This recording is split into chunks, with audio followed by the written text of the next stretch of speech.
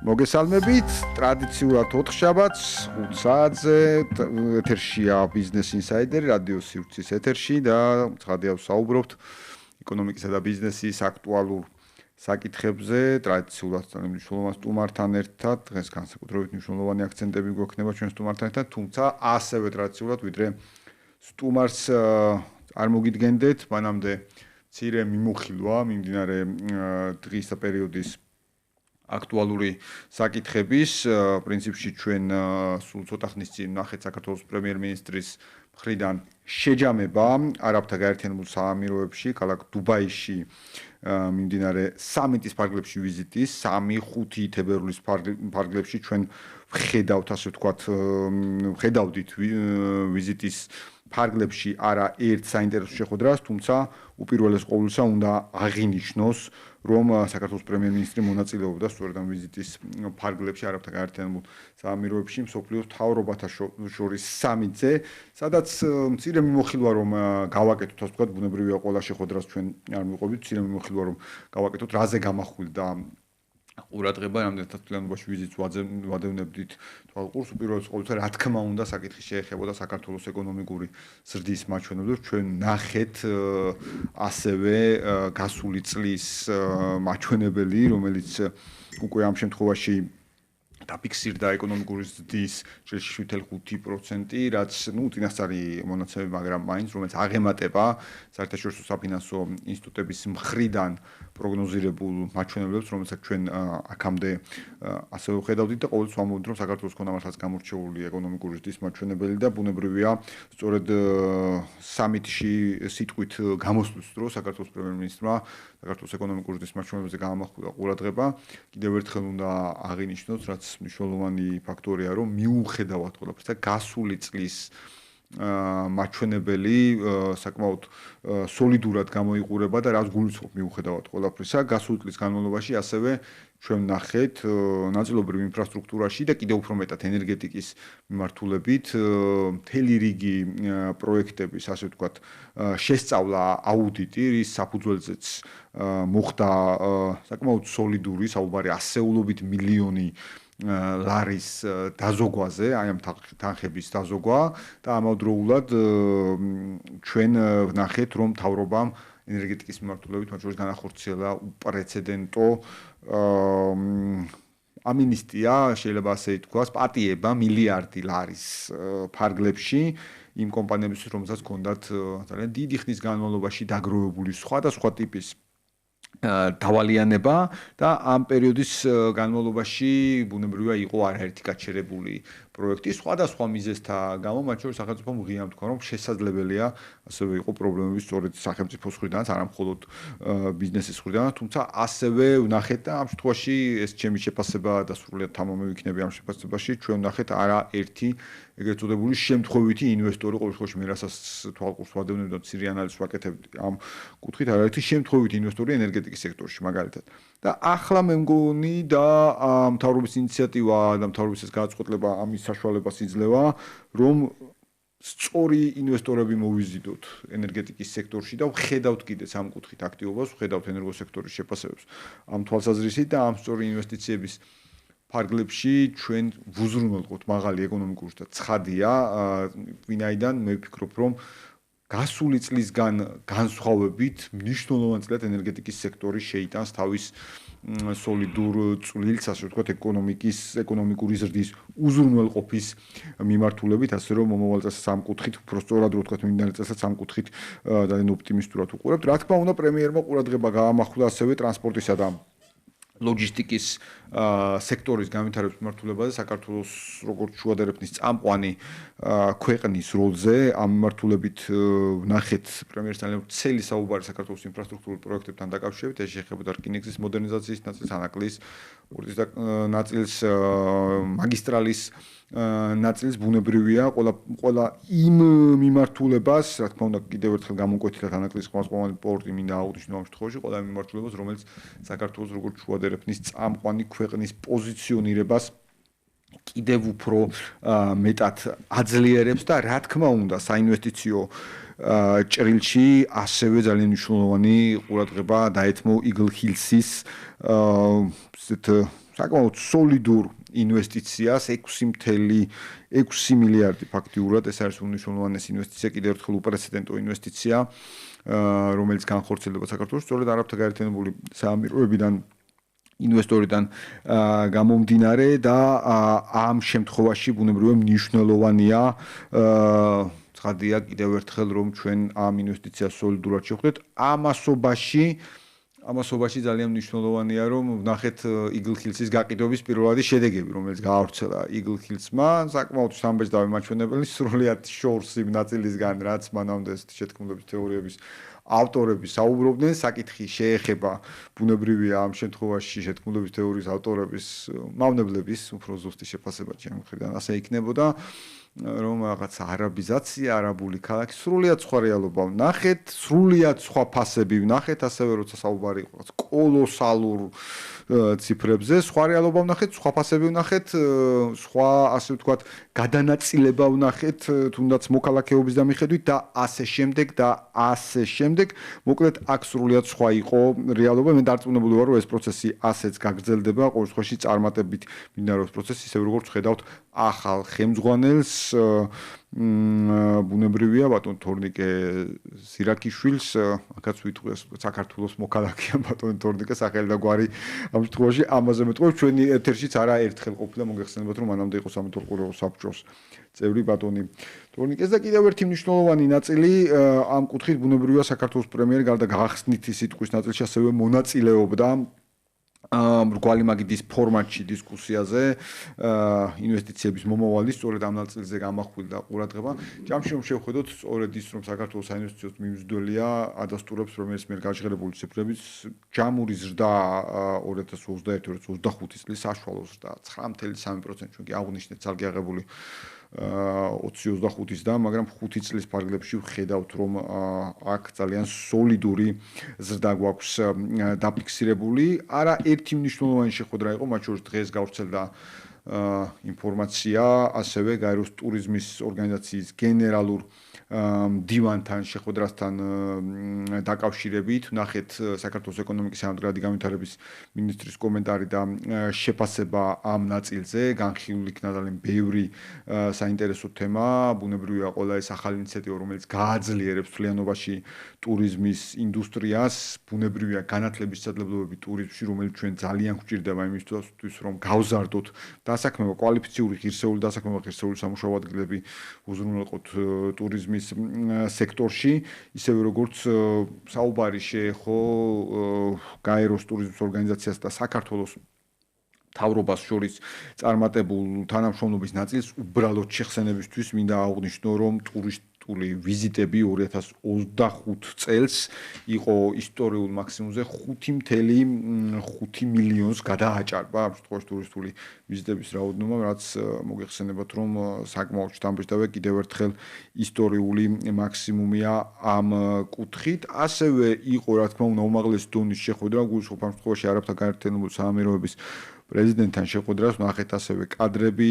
ამასთან დაკავშირებით ძალიან დატვირთული ვიზიტი იყო ისევე როგორც ინვესტორებთან მაგალითად ფილიპ მორის ინტერნეშნალთან შეეხებოდა საუბარი რომელიც ბოლოს გავრცელდა უკვე აღმოსავლეთ ევროპისა და კავკასიის რეგიონის პრეზიდენტთან შეხვედრა, სადაც ასევე საინვესტიციო შესაძლებლობები იქნა განხილული, ბუნებრივია საქართველოს საინვესტიციო პოტენციალი. ძალიან დატვირთული შთამბეჭდავი ვიზიტი იყო, მაღალი რანგის ვიზიტი იყო, რომელსაც დარწმუნებული ვარ კონკრეტული შედეგები ექნება. ჩვენ ვნახეთ ბოლო წლების განმავლობაში და ვხედავთ საქართველოს თავრობის განსხვავებულ მიდგომას, ჩვენ ვხედავთ არა ვიზიტისათვის, არამედ ვხედავთ ვიზიტებს, რომელსაც აქვს ყოველთვის კონკრეტული შედეგი და ამ კუთხით არაერთი მნიშვნელოვანი ნაწილი იყო. სხვა შორის ბევრ დეტალებზე არ გავამახვილებ ყურადღებას, თუმცა ძალიან ყურადღებით ვუსმენდით დღეს პრემიერ-მინისტრის შემაჯამებელ ბრიფინგს და ბევრი თემაა მათ შორის განათლების საკითხი, რომელიც ჩვენ ძალიან გვაინტერესებდა პრემიერის პოზიცია ამ თემასთან დაკავშირებით, მაგრამ დღევანდელ თემასთან დაკავშირებით, რომელზეც მე მინდა რომ სტუმართან ერთად დღეს ვისაუბროთ, ამ საკითხს გაამახვილა პრემიერმა ყურადღებას სწორედ ადვილად მიხვდება ხა ჩვენი მსმენელი და მაყურებელი ამ ნაწილზე პრემიერის თავარი კომენტარი იყო რომ ყველაფერს გავაკეთებთ იმისაც რომ შემცირდეს ფასები სწორედ ფასების პოლიტიკა სასურსათო ფასების რომელიც ასევე მოიცავს მედიკამენტებს და საწვავის ნაწილსაც და რაც თავარია პრემიერის მესიჯი არის მთავარი, კიდევ ერთხელ ბიზნესი არის თავისუფალი და ხელისუფლება და ბიზნესმა ერთად უნდა მოძებნონ გამოსავალი ფასების შემცირების გზა, რაც მთავარია პრემიერი აღნიშნავს, რომ ეს მიღწევადია და ჩვენ ვნახეთ ისიც, რომ ტყუილად არ ითქმევა ხოლმე არაფერი, მიღწევადია ნიშნავს, რომ უნდა იქნას მიღწეული და ეს ასეც იქნება, რაც მთავარია კიდევ ერთხელ ეს ხდება და ჩვენ ვნახეთ მთავრობის შემთხვევაში ბიზნესი და ხელისუფლების ძალიან მჭიდრო დისკუსი, მჭიდრო თანამშრომლობა, ჩვენ ნახეთ შეხვედრა სუპერმარკეტების წარმომადგენლებთან, საცალო ქსელების წარმომადგენლებთან, ჩვენ ნახეთ დისტრიბუტორებთან შეხვედრა, ფარმაცევტული კომპანიების წარმომადგენლებთან, საწვავის ნაწილში და ასე შემდეგ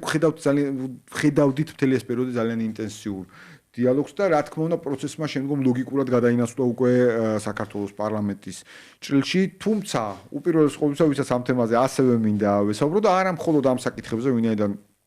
ბევრი აქტუალური საკითხია, არის საქართველოს კონკურენცისა და მოხმარების სტატუსის აგენტოს თავმჯდომარე ბატონი ირაკლი ლექვინაძე, რომელთანაც ყოველთვის სასიამოვნოა ხოლმე ჩვენი საუბარი. ბატონი ირაკლი, მოგესალმებით, კიდევ ერთხელ მადლობას გიხდით ბიზნეს ინსაიდერში, რადიო სივრცეში. მოგესალმებით, ჩვენს მაყურებელს მივესალმებით, მადლობა მოწვევისთვის. უგრეს მადლობა. შეუძლებელი არ დავიწყოთ თქვენთან საუბარი სწორედ საკოორდინაციო კომისიის ფარგლებში არსებული პროცესით, თქვენ იყავით აქტიურად ჩართული, მე ვნახე ასევე თქვენი შეფასებები, მანამდე რომელიც ასევე თქვენ შემთხვევაში არაერთხელ გაჟღერებულა, გქონდათ სხვა ტიპის შეფასებები. ერთი წუთით რომ სასურსათო პროდუქტებს თავი გავანებოთ, ჩვენ აქაც ამ ეთერში, სხვაგანაც ბიზნეს ინსაიდერში, ტელეიმედზეც არაერთხელ გვისაუბრია საწვავის თუ მედიკამენტების ფასებთან დაკავშირებით და მთელი რიგი მათ შორის პოზიტიურ გადაწყვეტილებებზე, რომელიც სწორედ თქვენს დასკვნებს, თქვენ შეფასებებს, თქვენ რეკომენდაციებს ემყარებათ. თუმცა ახლა და აქ ამ პროცესში სად ვართ, ასე ვთქვათ, ეს ნაწილი რომ დავინახოთ რა პროცესიც ახლა მიმდინარეობდა და უკვე პარლამენტისკენ გადაინაცვლა, აი თქვენი პირველი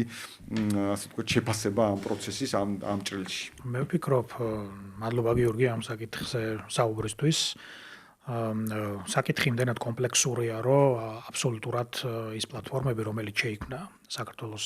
პრემიერ-მინისტრის ინიციატივით, გულისხმობ პირველ ეტაპზე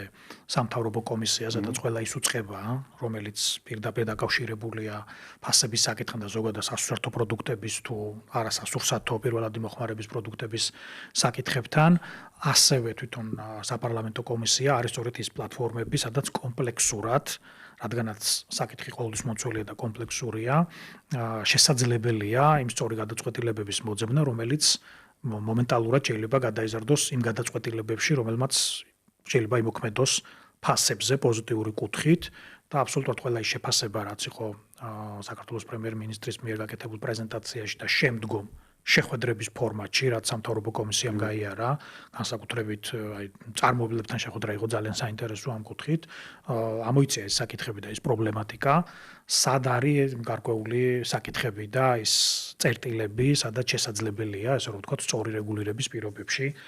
ფასებზე ერთგვარი ზეწოლის განხორციელება. მე ვფიქრობ, ეს პროცესი მიდის. ჩვენ არაერთი კვლევა გვაქვს კონკურენციის და მოხმარების სტატუსის აგენტოს ამემართულებით და 2023 წლიდან ამ ბაზრის მონიტორინგს ვახორციელებთ. ამიტომ გვაქვს შეფასებები, გვაქვს გარკვეული საკითხები, რომელიც შეიძლება სასარგებლო იყოს როგორც საპარლამენტო, ასევე სამთავრობო კომისიისთვის და ბუნებრივია ამ საკითხებში ჩვენი ჩართულობაც იქნება შესაბამისი. მოკლე სურათი რო გავაკეთოთ, მე გეტყვით, რომ აქამდეც ჩვენ გავკეთები ამ ბაზრის შეფასებები, ეს ჩვენ წლიურ ანგარიშებშიც არის ასახული. ამ ბაზარზე, აი ბოლო მონაცემებით შემიძლია გითხრათ, რომ ჩვენ გვაქვს დაახლოებით 15 მილიარდიანი ბაზარი, ეს მონაცემები კიდე ზუსტდება და უახლეს პერიოდში იქნება ხელმისაწვდომი. დაახლოებით 3 ყველაზე მსხვილი სუპერ რიტეილის ქსელის წილი არის დაახლოებით 35%-ის ფარგლებში, 5 მსხვილის წილი არის დაახლოებით 45-48%-ის ფარგლებში, 10-ის წილი არის დაახლოებით 60%-მდე ფარგლებში და რატომ ამბობ ამ მაჩვენებლებს? იმიტომ რომ იმისთვის რომ რაიმე ქმედება განახორციელოს კონკურენციის სააგენტომ, უნდა არსებობდეს ბაზარზე დომინანტური მდგომარეობა და ხშირად აი ეს რაღაც შემთხვევაში არ ესმით ხოლმე რომ რა შემთხვევაში ერევა კონკურენციის სააგენტო. ანუ უნდა არსებობდეს დომინანტური მდგომარეობა, რომ ჭარფასთან დაკავშირებით რაიმე ქმედება განახორციელოთ, ამ უნდა არსებობდეს კონკრეტული ფაქტი გარიგების შესახებ. თუმცა წინასწარ ინფორმაციები ამაზე არის, მიმდინარეობს ახლა ამ საკითხებზეც უფრო დაზუსტება და ჩვენ გავკეთებთ მსგავს ტიპის ქმედებები, როდესაც გქონია საკმარისი საფუძველი და მომავალში თუ რამე იქნება, აუცილებლად ამ კუთხით ვიმოქმედებთ. თუმცა ჩვენ ანგარიშებშიც არაერთხელ აღვნიშნავს, რომ არის ესე რომ ვთქვათ, უფრო პირობების მკარნახებელი და ძალაუფლების წერტილი. მაინც არის რიტეულის მხარეს, რაც შეიძლება ერთგვარი ზეწოლის წერტილი იყოს მიმწოდებლებზე, დისტრიბუტორებზე თუ მწარმოებლებზე და ეს საჭიროებს, ესე რომ ვთქვათ, კომპლექსურ მიდგომას და სწორედ ვფიქრობ, რომ აი ეს ორი კომისია, ერთი სამთავრობო პრემიერ-მინისტრის ხელმძღვანელობით და მეორე საპარლამენტო სწორად მონახავს იმ გადაწყვეტილებებს, რაც სწორედ აი ესეთი საკითხების გადაჭრასთვის იქნება მნიშვნელოვანი და ჩვენ ბუნებრივია მზადავართ, რომ როგორც ერთ ასევე მეორე ფორმატში შესაბამისად შევიტანოთ ამ მიმართულებით. კი ბატონო, მართლაც საინტერესოა პარლამენტისკენ გადანაცვლებაც ამ პროცესის ბუნებრივი და ზოგადად მნიშვნელოვანია, როცა ხედავთ ჯამში ხელისუფლების მხრიდან კომპლექსურ მიდგომას საკითხის და არა მხოლოდ ასე ვთქვათ PR მიდგომას, რომ რაღაც ერთი შეხვედრა ჩატარდა, ერთი შეხვედრა გაიმართა, არამედ ძალიან სიღრმისეულ მიდგომას. არაერთი შეხვედრა ვნახეთ და რატო ვკითხულობ ახლა ამ ნაწილსაც, ამ შეხვედრების ნაწილსაც, იგივე პრემიერის კომენტარშიც, ეკონომიკის მინისტრის კომენტარშიც, რომელიც იყო სულ არის ხაზგასმული ბიზნესის თავისუფლება, ბიზნესთან დიალოგი მათ შორის და მაგალითად ერთ-ერთი კომენტარი, რომელიც ვნახეთ ეკონომიკის მინისტრის იყო აღნიშნული, რომ გარკვეული ინიციატივები პირიქით ბიზნესაც აქვს შემცირების, ეს აღნიშნავს, რომ მაინც ამ ინიციატივებს გავუყვებით, მაგრამ არის მთელი რიგი ინიციატივა. აი, როგორი იყო ამ შეხვედრებზე ბიზნესის განწყობებიც? ხომ სხვადასხვა მიმართულებით იყო, აი თქვენ ახლა მუდმივად ამ პროცესში იყავით ჩართული. აი, რამდენად ასე ვთქვათ, შესაბამისად, ასე რომ ვთქვათ, ეკიდებიან, ასე ვთქვათ, პასუხისგებლობით ამ საკითხს და გაცნობიერებულია რასთან გვაქვს საქმე. ბიზნესის დამოკიდებულება მსგავსი საკითხების მიმართ ყოველთვის არის კონსტრუქციული და ის მოიცავს ყოველთვის გარკვეულ ინიციატივებს. რადგანაც ახლა ამ მასშტაბშია და ასეთ კომპლექსური მიდგომა საკითხისადმი, ყველა შეხვედრა იყო აბსოლუტურად ძალიან საქმიანი და ბიზნესის მხრიდან კონკრეტული ინიციატივებით და კონკრეტული წინადადებებით სად შეიძლება მოინახოს მსგავსი ტიპის რესურსი, რადგანაც საკითხმა ესე ვთქვათ ესეთი კომპლექსური მიდგომის სახე შეიძინა და ვფიქრობ აი ამ ძალიან კარგი და საქმიანი შეხვედრებიდან გარკვეული დასკვნების გაკეთების საშუალება კომისიასაც ჰქონდა, ეს დარწმუნებული ვარ გაგრძელდება საპარლამენტო ფორმატშიც და საბოლოოდ მიიღებს ზუსტად იმ სახეს, რაც სწორედ აი ესეთი კონსტრუქციული ურთიერთქმედებით იქნება სასარგებლო ყველა მოქალაქისთვის და მე ვფიქრობ, რომ აი ამ ხაზგასმულია ყოველთვის, რომ აი ბიზნეს თავისუფლება არის მნიშვნელოვანი, არავინ არ აპირებს რაღაცა ხისტი რაღაცა ესეთი რეგულაციების ამ ქვეყანაში ბიზნესთან დაკავშირებით, როცა კი, რა თქმა უნდა, არის ეს გამოწვევა, თუმცა ეს ხაზგასმულია ყოველთვის, რომ აქ არის მნიშვნელოვანი სწორი ბალანსის მოძებნა, სადაც აი ყველა მხარე იქნება ეს მწარმოებელი, დისტრიბუტორი, მიმწოდებელი, ფარმაციის თუ საწვავის სექტორში მოქმედი კომპანია, სწორი ჩარჩოთი ნახავენ აი ესეთი ტიპის ბალანს, რომელიც საბოლოო ჯამში მომხმარებელზე იქნება პოზიტიურად ასახული. ანუ ისე არ უნდა ხდებოდეს, რომ თქვათ ესეც, რომ გარკვეული ესე ვთქვათ ბიზნესის ესე ვთქვათ ექსპანსიური განვითარება გადიოდეს მომხმარებლის ხარჯზე და ამას ჭირდება სწორი რეგულირება, რასაც დღეს სამწუხაროდ მხოლოდ კონკურენციის კანონმდებლობა ვერ ფარავს და ეს არ არის საკმარისი და ამაზე ჯერ კიდევ 2021 წელს თქვით ჩვენ, როდესაც პირველი კვლევა ჰქონდა რიტეილი, სადაც დავინახეთ ესე რომ ვთქვათ ეს დინამიკა, დავინახეთ ეს ძალაუფლების კონტექსტი ერთ ხარეს და ვთქვით რომ საჭიროა სხვა შორის ევროდირექტივაზე დაყრდნობით, რომელიც 2019 წელს არის მიღებული და ბევრ ქვეყანაში იმ ქვეყნის სპეციფიკის გათვალისწინებით სწორედ აი სამართლიანი ვაჭრობის პირობებს უზრუნველყოფს მსგავსი ტიპის რეგულაციის ჩარჩო შექმნა და ეს ალბათ იქნება ძალიან მნიშვნელოვანი კონტექსტი ამ პროცესში. კი ბატონო, აბსოლუტურად დარწმუნებული ვარ ამ ნაწილში, მე უბრალოდ კიდევ ერთხელ მართლაც ყურადღებით ინტერესს თულობები საპარლამენტო ჭრილცაც ამ ნაწილში, იმდენად საინტერესო იყო პროცესი თქვენ ჩართულობით სამთავრობო კომისიის პარაგრაფში ზოგადად მთავრობის მხრიდან, რომ ახლა მართლაც ძალიან ყურადღებით თულობები მის განხილვას პარლამენტში. ერთი რაც მინდა აღვნიშნო, ეს ცხადია ჩემი შეფასება ამ ნაწილში, სრულიად ჩიხში მოაქცია ამ გადაწყვეტილებამ ხელისუფლების ოპონენტები, ვინაიდან იყო სრული დაბნეულობა, რა შეიძლება დაეპირისპირებინათ, ვინაიდან ყველაფერს უნდა დაუპირისპირდნენ, რა შეიძლება და ამ ინიციატივისთვის დაეპირისპირებინათ, ვინაიდან ეს მართლაც უმნიშვნელოვანეს საზოგადოების თითოეულ წევრისათვის, საქართველოს თითოეული მოქალაქისათვის უმნიშვნელოვანესი და ძალიან მტკივნეული საკითხი ცხადია, რაც პრემიერს ამახვილებდა ყურადღებას. აი ამ საკითხის გადაჭრას ცდილობს ხელისუფლება და ოპონენტები ცდილობდნენ, რომ აი აქ რაღაცა მოეფიქრებინათ მაინც, რომ აი არ ვიცი, ვის მხარეს უნდა დამდგარიყვნენ, რომ მაღალი ფასების ბოლოს და ბოლოს რაზეც ხშირად თვითონაც აპელირებდნენ ხოლმე. ნუ საბოლოო ჯამში ხედავთ, რომ რეფორმები და ამ ნაწილშიც რეფორმები მიმდინარეობს ისე, როგორც უნდა წარიმართოს და საბედნიეროდ ხელისუფლება არ აქცევს ყურადღებას ცალკეულ არასწორ შეფასებებს პირიქით აკეთებს მის საქმეს. მოქალაქეები ძალიან კარგად ხედავენ სწორედ ამ პროცესში სად არის სწორი წერტილები. კი ბატონო, მოქალაქეების ხარდაჭერა აშკარად ჩანს ამ პროცესში. აუცილებლად მინდა გადავიდე სააგენტოს მიმდინარე სიახლეებზე, ყოველთვის საინტერესო თემატიკაა, რომელიც თქვენ გაქვთ ხოლმე. გარკვეულ ანგარიშებს და თქვენს გამოქვეყნებულ ოფიციალურ სტატისტიკას, რაც ვნახეთ 2025 წლის მეოთხე კვარტალში 4887 კონცენტრაცია დარეგისტრირდა. აი რომ კიდევ ერთხელ რომ ავხსნათ კონცენტრაციის ნაწილი, რას გულისხმობს ამ შემთხვევაში და ზოგადად რას აჩვენებს ეს ციფრი. კარგია, ცუდია, ანუ აი როგორ შევაფასოთ ამ ციფრს? ეს ერთის მხრივ ნიშნავს, რომ საქართველოში აქტიურად მიმდინარეობს, ასე ვთქვათ, ბიზნესებს შორის გაერთიანების საკითხები, ანუ კონკრეტული, ასე ვთქვათ, აქტივობა ბიზნესის სხვადასხვა სფეროებში, ზოგჯერ გამსხვილებასთან, ზოგჯერ სხვადასხვა წილის გადაფორმებასთან თუ ასე შემდეგ დაკავშირებული საკითხები. ეს მეორეს მხრივ აჩვენებს, რომ ინვესტიციებისთვის არის გახსნილი ძალიან ესა თუ ის სექტორი, ანუ ის სადაც ყველაზე მეტად ხდება, ასე ვთქვათ, სულ კომპანიებს შორის. ეს აქტივობა აჩვენებს, რომ აი ინვესტიციები ხდება იმ სექტორებში, სადაც ყველაზე მეტი, ასე ვთქვათ, ეს ბიზნეს კონცენტრაცია ხორციელდება. ჩვენ ამ სტატისტიკას ვაკეთებთ იქიდან გამომდინარე, რომ კონკურენციის სააგენტოს აღსრულების ერთ-ერთი მნიშვნელოვანი ნაწილია მსხვილი ბიზნეს სუბიექტების გაერთიანების კონტროლი, რომ ეს თავსებადი იყოს კონკურენტულ გარემოსთან და ჩვენ გვაქვს რამდენიმე ესეთი ბიზნეს სექტორი, სადაც მაგალითად კონცენტრაციის ხარისხი მაღალია, მაგალითად იგივე ფარმაციის სექტორი რო ავიღოთ, იგივე თუნდაც საწვავის სექტორი რო ავიღოთ, იგივე თუნდაც FMCG სექტორი რო ავიღოთ, ამიტომ მნიშვნელოვანია, რომ კომპანიები, რომლებთა ბრუნვა ძალიან მაღალი, ამ შემთხვევაში ორი კომპანიის ბრუნვა 20 მილიონ ლარზე მეტი და თითოეული არანაკლებ 5, ესეთ შემთხვევაში სავალდებულო შეტყობინებას ექვემდებარება სააგენტოსთვის მსგავს ტიპის ბიზნეს გაერთიანება და ჩვენ ვაკეთებთ დასკვნას, რამდენად თავსებადია ეს გაერთიანება კონკურენტულ გარემოსთან. ჯამში ჩვენ 2025 წელს დაახლოებით 25000-მდე ესეთი კონცენტრაცია დარეგისტრირდა საქართველოში საჯარო რეესტრიდან, სამეწარმეო რეესტრიდან გვაქვს ეს ინფორმაცია. ჩვენ ვუკეთებთ ამას გაფილტრას, შემოწმებას, თუ ისეთი გაერთიანება აღმოვაჩინეთ, სადაც მაგალითად არ იყო შეტყობინება სააგენტოსთვის, ბუნებრივია ამაზე რეაგირებთ. სადაც წინა ზოგჯერ არის შემთხვევები, როცა წინასწარ გვატყობინებენ და ასეთ შემთხვევაში ბუნებრივია სწავლობთ შესაბამისობას. შეუტყობინებლობის მიზეზი რა შეიძლება? შეიძლება იყოს ინფორმაციის ნაკლებობა, ძირთადად ეს შემთხვევებს ვაწყდებით ფიზიკური პირების შემთხვევაში, როდესაც ფიზიკური პირი, რომელსაც სოლიდური შემოსავლები აქვს, ყიდულობს წილს რომელიმე კომპანიაში, ან მე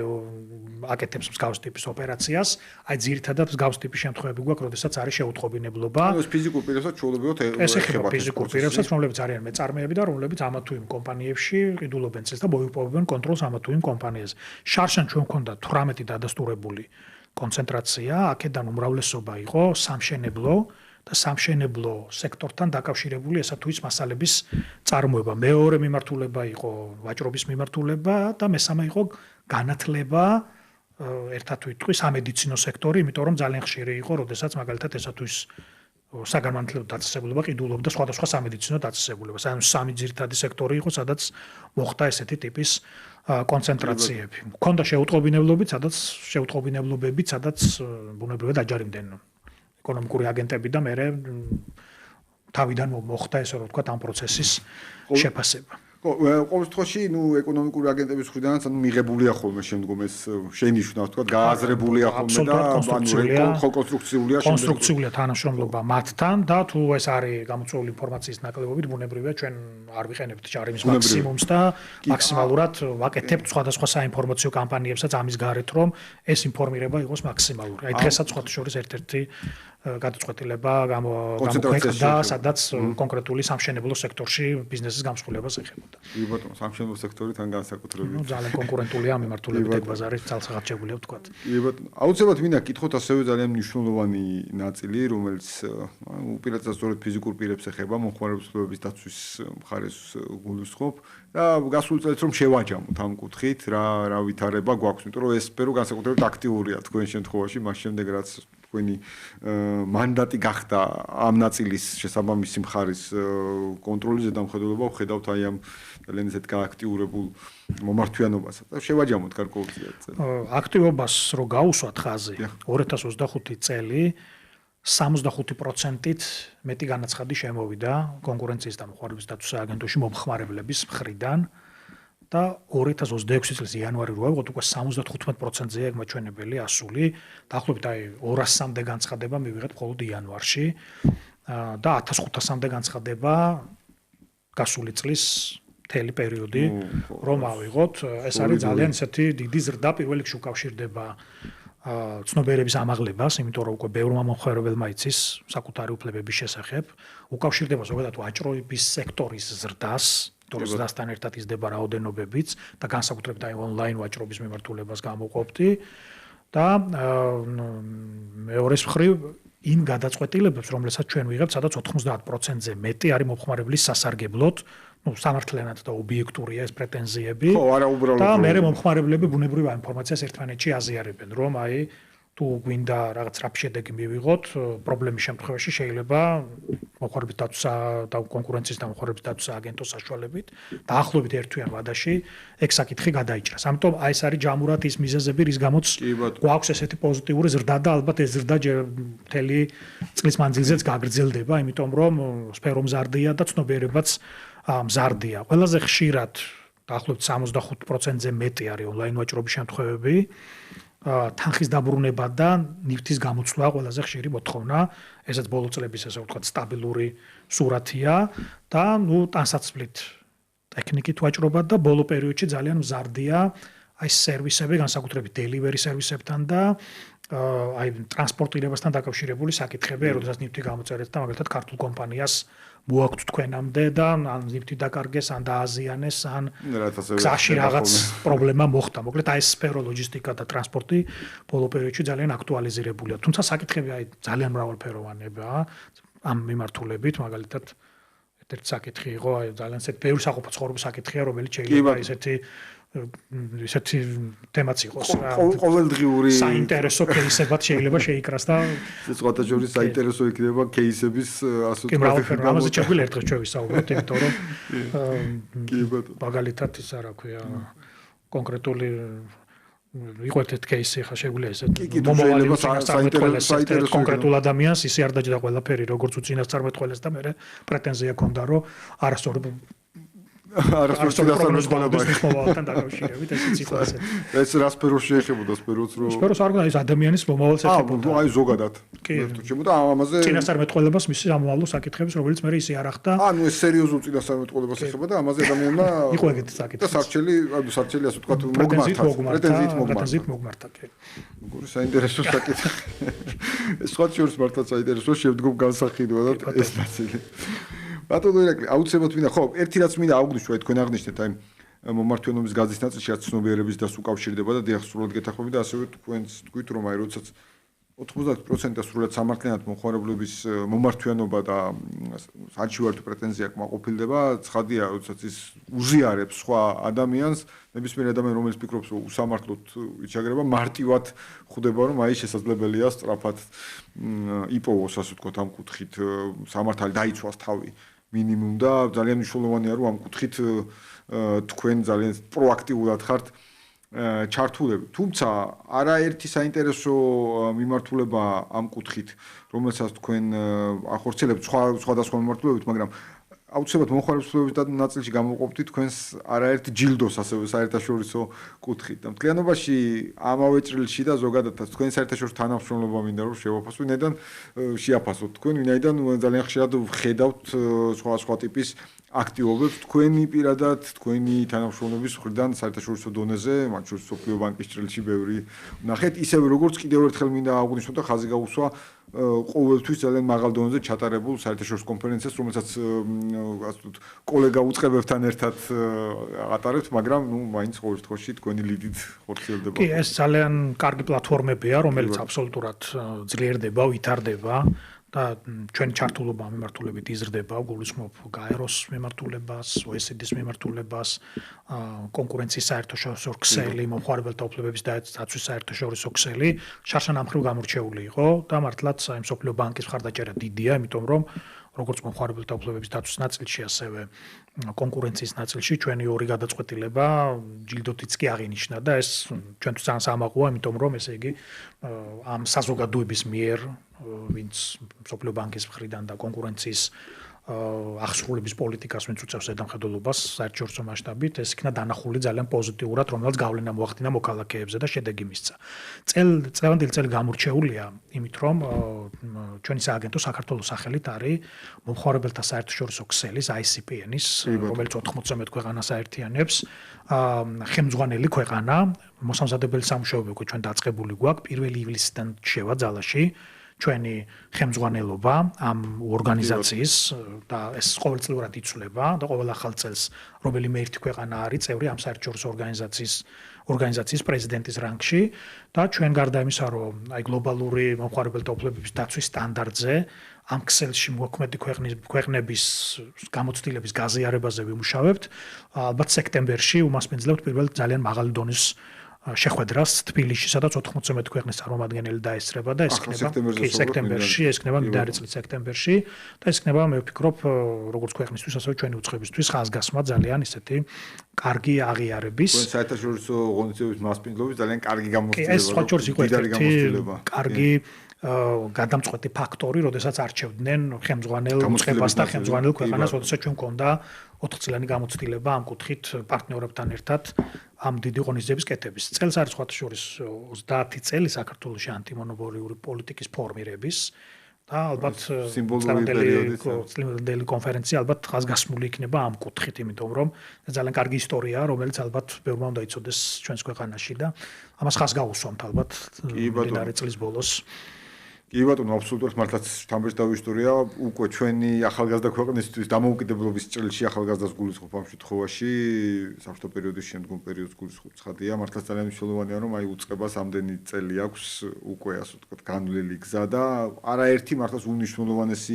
მიღწევა და უნიშნულოვანესი გამოცდილება, რომელიც აი დღემდე ეს გამოცდილება როგორ გვადგება და მომავალშიც როგორ საჭიროა, დავინახეთ თუნდაც ბოლო აქტუალური საკითხებიდან გამომდინარე. მინდა გარკვეულ თქვენი ანგარიშებიდან გამომდინარე გარკვეულ საკითხებს შევეხო ასევე, რომელიც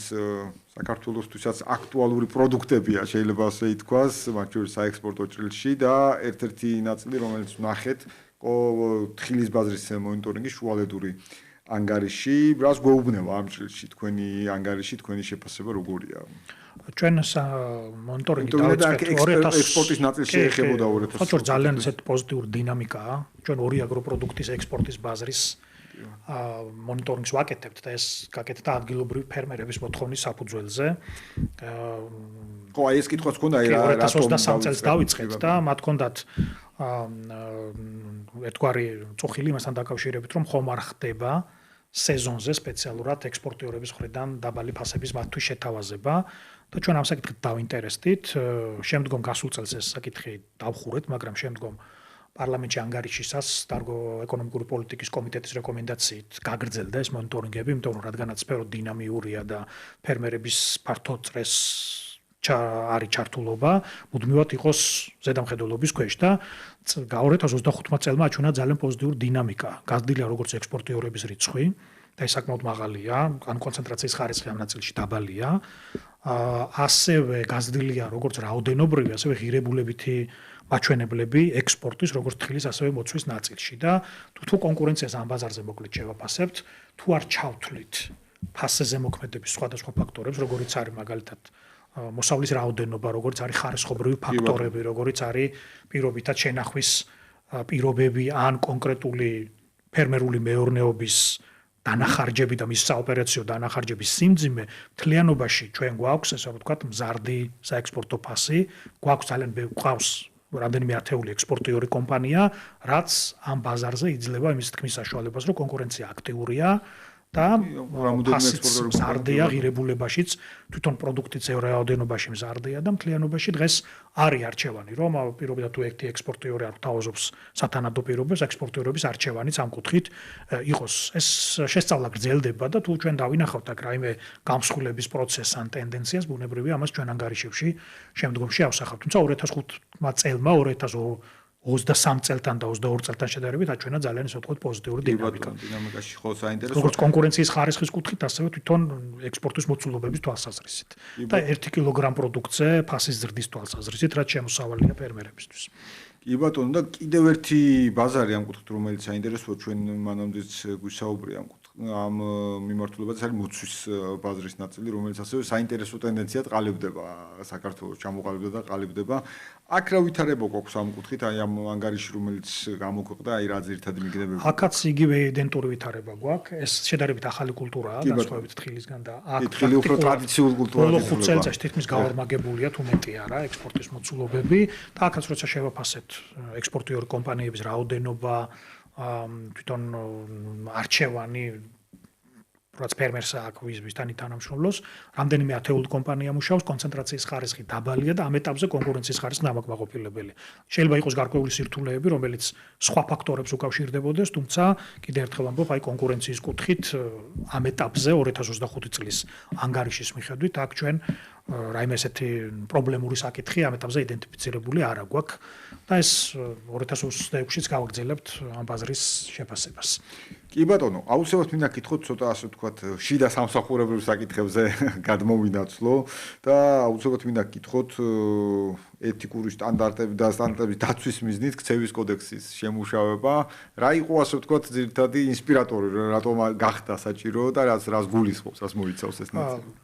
თვითონ კონკურენციის და მოხმარების დაცვის აგენტო აი ჩვენ ბოლო წლებია მუდმივად მიმდინარეობს ასე ვთქვათ სტრუქტურის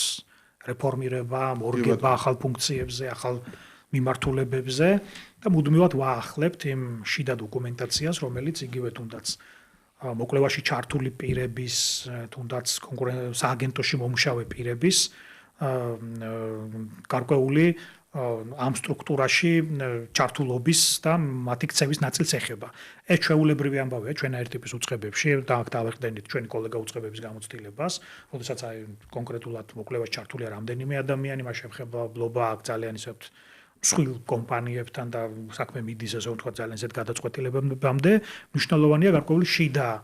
ჩარჩოს არსებობა, რომელიც თანამშრომლის ასე ვთქვათ და მოკვლევაში ჩართული განსაკუთრებით ეგრეთ წოდებული აი кейსზე მომუშავე ადამიანის ქცევის ნორმებს და წესებს განსაზღვრავს და ეს უკავშირდება ბიზნესთან კომუნიკაციის წესებს, ეს უკავშირდება სხვადასხვა უწყებებთან კომუნიკაციის წესებს, რომელიც იყოს სტანდარტიზირებული გარკვეულ ჩარჩოში მოქცეული, რომ თვითონ ასე ვთქვათ მოკვლევის პროცესმა და გადაწყვეტილებამ მაქსიმალურად მაღალი სტანდარტი აჩვენოს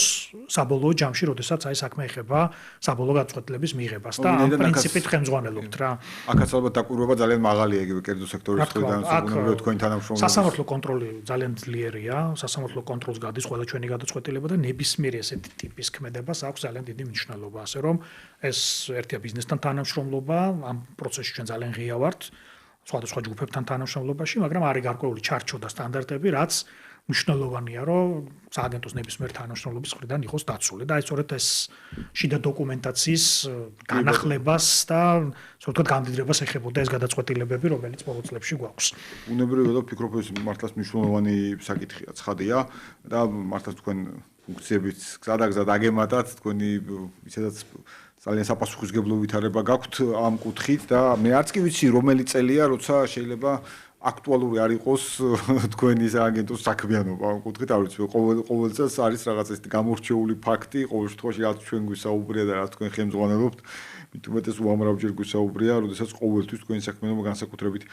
აქტუალურია ამ კუთხით და აუცილებლად ბოლოსკენ აუცილებლად მინდა გკითხოთ, მე მესმის რომ ახლა გარკვეულწილად ეს კითხვა შეიძლება გარკვეულ რელევანტურობას კარგავს იმ წელში რომ აქტუალური საკითხი ფასებია ზოგადად და პრიორიტეტული საკითხი გარკვეულწილად, მაგრამ მიუხედავად ამისა, მიუხედავად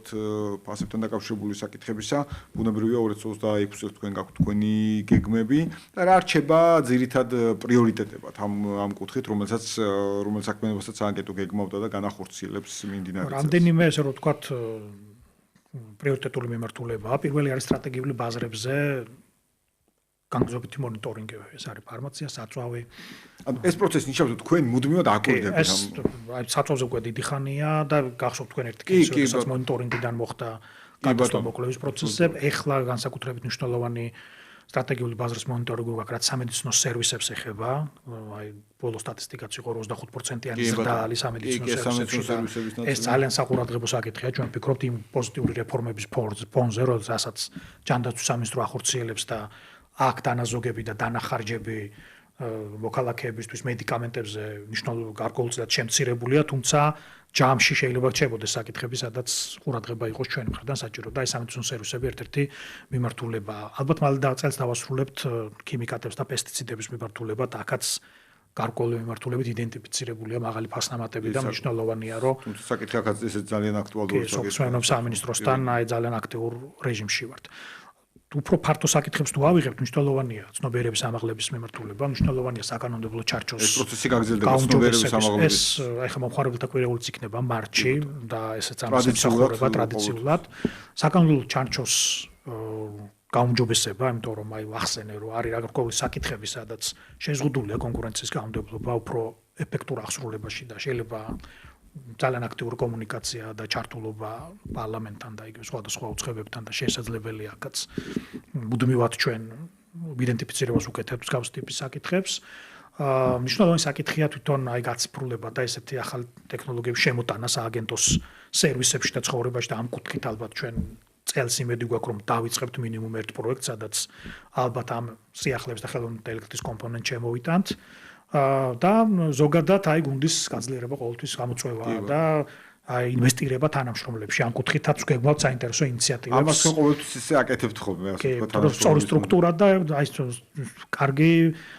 ასე ვთქვათ ინვესტირება სწორად თანამშრომლებში, რომ მაქსიმალურად პროფესიონალების კუთხით კონდეს მიზიდულობის ცენტრი, უდენად ფართოა ჩვენი საკითხები, რომ აი მუდმივად პასუხობდეთ გამოწვევებს, რომელიც მოდის სხვადასხვა მიმართულებებით. კი ბატონო, თან ყოველთვის კიდევ ერთხელ თქვენ გიწევთ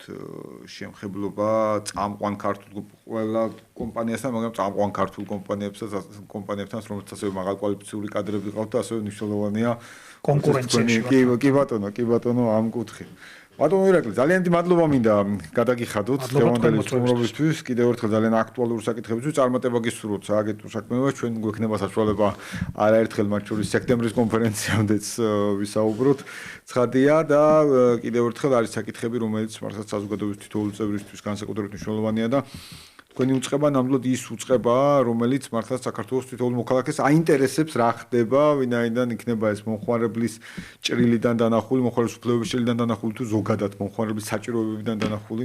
თქვენი სააგენტო ამ კუთხით მართლაც სადარაჯოზეა. დიდი მადლობა კიდევ ერთხელ. დღეს ბიზნეს ინსაიდერი ამით დასრულებულია. ჩვენ ტრადიციულად დავბრუნდებით 4 შაბათს 5 საათს. გმადლობთ რომ გიყურებდით და გვისმენთ.